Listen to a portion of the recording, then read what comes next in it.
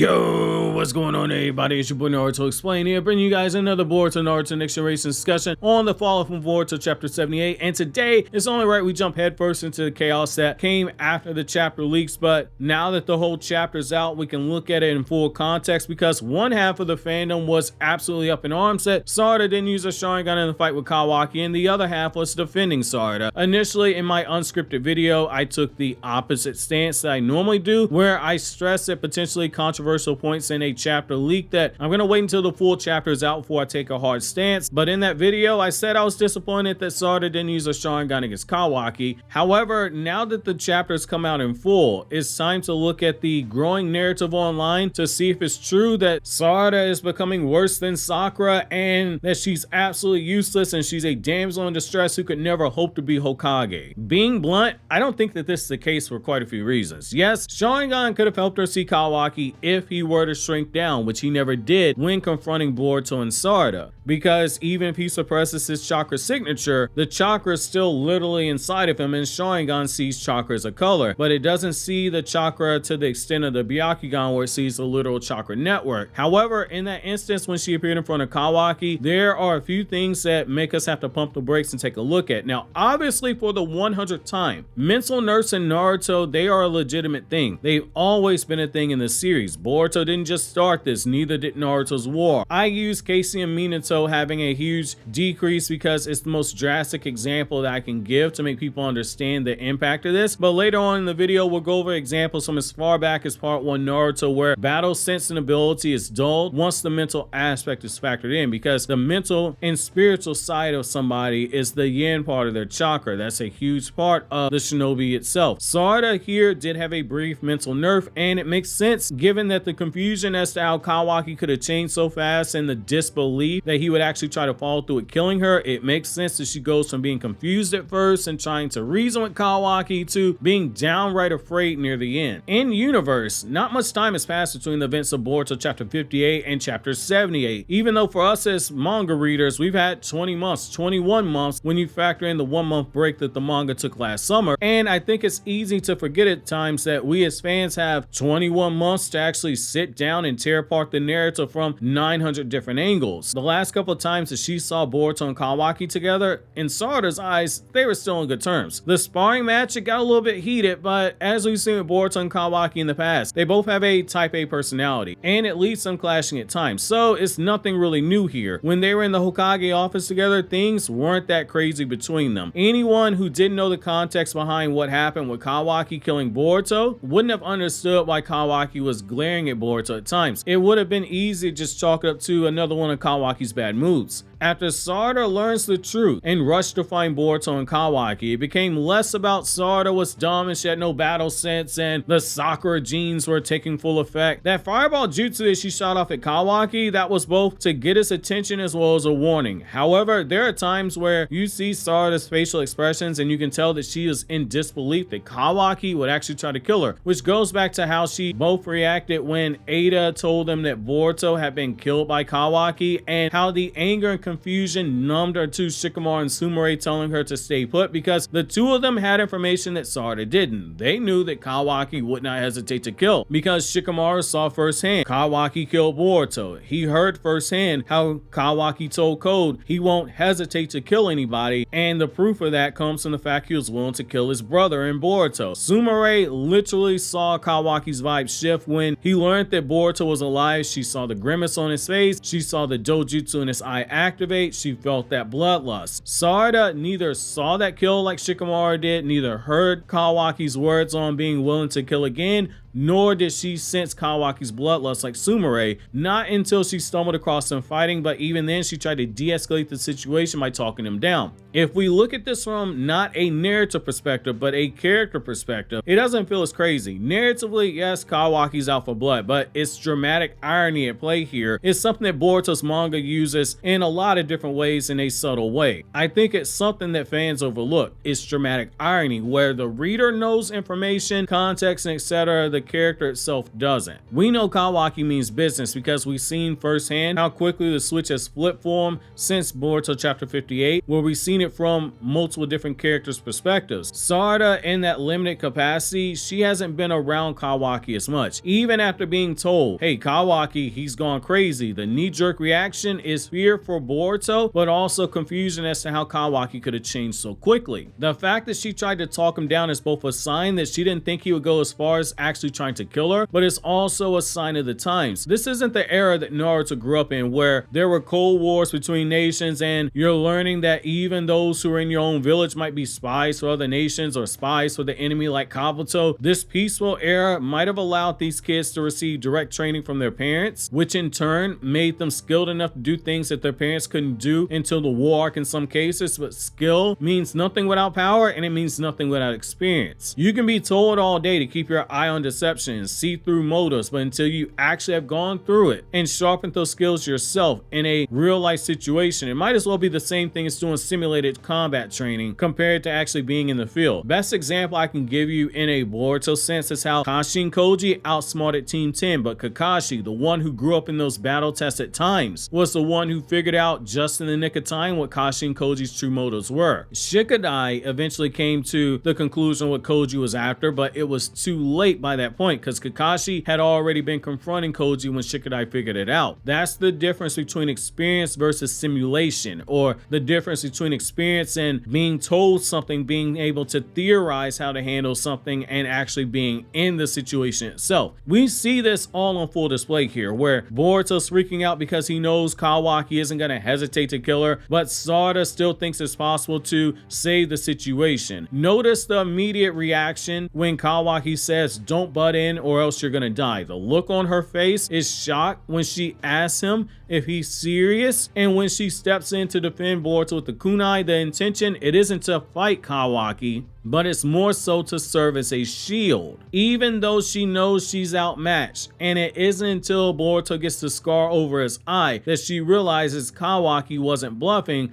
when he said that he would kill her, and the scared look on her face all but confirms it. Being told, hey, he's not playing around isn't the same as actually experiencing it, and it's important for the character development. It's a parallel to both her own mother Sakura as well as her idol Naruto when you take an objective look at it and you take out the disdain you might feel for the character. Let's start with her mother. Sarada stepping into a hostile situation where she has no chance to win, potentially can get herself killed, but instead is merely there to serve as a shield is no different than part 1 Sakura stepping in to save a scared Naruto who was frozen in place, peeing in his pants when Zabuza's blade was flying through the air. In the manga, when Kakashi gives the order to get down, everyone except for Naruto followed the instructions. Sakura had to literally stop, turn around, and jump on top of Naruto, because Naruto, for the second time on that mission, for all his tough talk and his bravado, he had frozen up when it had counted. In that instant, she got both of them down without either of them being harmed, but the intention to be a shield was clear here. Same with the tuning exams when she protected Sasuke, who was bleeding out in the manga, coughing up blood, unable to move, when she stepped in to shield him from Gaara's attack, where Gaara literally said, "Die, Sasuke," which Sasuke, being unable to defend himself and not being aware that Gaara was about to attack him, might have had Sasuke end up like Naruto would have if Sakura didn't step in to save Naruto. His whole head would have been cut off. Sasuke's face would have been crushed in because he was unable to protect himself and he was all the way off guard. However, that's the purpose of the shield, is to protect even when you can't engage directly. With Naruto, there were times where Naruto's own fear got the better of him, where he didn't immediately think with his head to start attacking the enemy in front of him with this full ninja arsenal. For instance, let's look at the fight against Gaara. We all remember how Naruto was able to headbutt Gaara and give him that speech and everything. Gaara say, "Stay away from me." However, here's the thing. After he kicked Gaara when he was trying to save Sasuke and he realized that the person he kicked was Gaara, the fear set in on Naruto, and he froze for a moment in the manga, and when faced with an enemy even stronger than him in that moment, his instinct, it wasn't to engage. It was to run away, which he literally screams for all of them, including himself, to do, because Naruto realized that Gar was about to start killing and Naruto was afraid. However, that fear that Naruto experienced is what built Naruto into becoming someone who both was able to consistently be both a shield and a sword for people,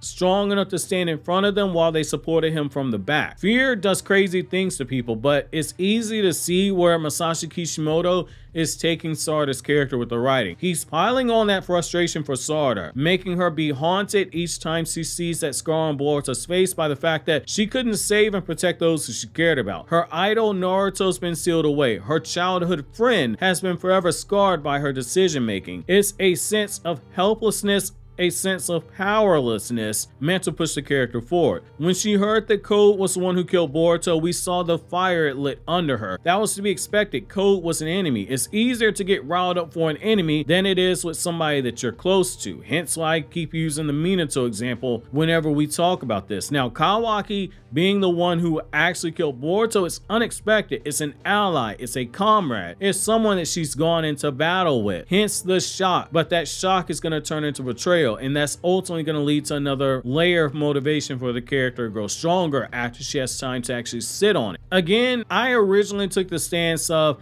she went into the situation knowing full well Kawaki was bloodlusted, but looking at it now, it makes sense that we are where we are from a character perspective. However, there is no excuse if she goes to hunt for Kawaki alongside Mitsuki and she doesn't have her Sharingan on when she's engaging him. Ikimoto and his team of 3 assistants, they don't have an excuse not to draw the Sharingan on for her. I get it. Ikimoto admittedly said he has trouble drawing eyes. It's a struggle for him, but hopefully one of the assistants comes through and they add the Sharingan in there. Again, there's no excuse for it. Unless for whatever reason she hasn't been told that the Sharingan is able to see Sukuna Hikona when somebody is shrank down, which is entirely possible. Sasuke never told that information. However, here's the thing. She's seen firsthand that Kawaki means business, so there is no excuse to still be in shock here. She's not in Minato's situation where he discovered the truth about Obito and stayed with the nerf until Naruto and Kurama smacked some sense back into him. If we get to that point, at the bare minimum, Ikimoto has to do what he did with the Boro fight, where she was at least using the Sharingan multiple times. It wasn't just to read Boro's hand seals, but she was cutting the Sharingan on briefly when she goes into initial battle with Boro. She cuts the Sharingan off whenever she isn't fighting him. She cuts it back on when Boruto starts to engage her. Ideally, you continue to draw it consistently, being on whenever there's a battle, even when the enemy isn't in front of you, like how Kishimoto did with Sasuke and Itachi, because that threat of the enemy was still there. But we'll see what Ikimoto and assistants do here. If she fights with no Sharingan on like she did against Ao, if it's not part of some overall strategy, I'm going to be disappointed. If she has it on and she cuts it on and off like she did against Boro, then I think we can all the way put this whole outrage into a box and pack it up the same way Sasuke's Rinnegan and Kurama was packed up and Naruto and Hinata were packed up and sent to that realm to be roommates with a character from Jujutsu Kaisen. However, my question to you guys is, where do you guys fall on this great Sarada debate? Is it the Sakura useless genes taking over, or are people overreacting? While you think that over, click here to watch the Boruto chapter 78 review, or click here for the Spy Family video on KRYPTONIAN SAIYAN.